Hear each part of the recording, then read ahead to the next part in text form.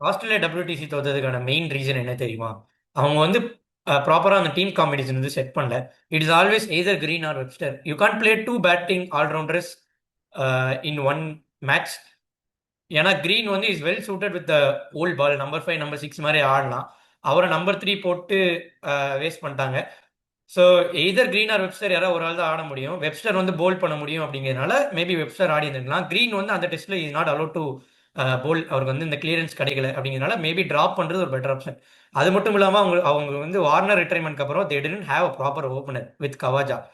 Matt Renshaw try பண்ணாங்க, Steve Smith try பண்ணாங்க, Travis try பண்ணாங்க, நேதன் மிக்ஸ்மினி ட்ரை பண்ணாங்க. எதுவுமே ஒர்க் அவுட் ஆகல.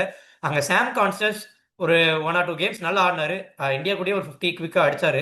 அப்படிங்கும்போது மேபி ஒரு சான்ஸ் அவர் கொடுத்து பார்த்துருந்துருக்கலாம்.